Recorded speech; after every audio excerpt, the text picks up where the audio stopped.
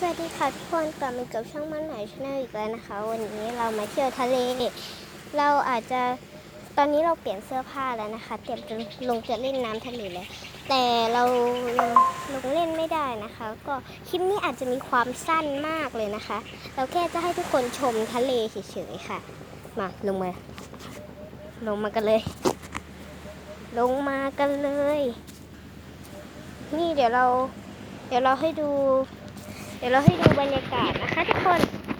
นอาจจะมองไม่เห็นนะนี่เป็นไง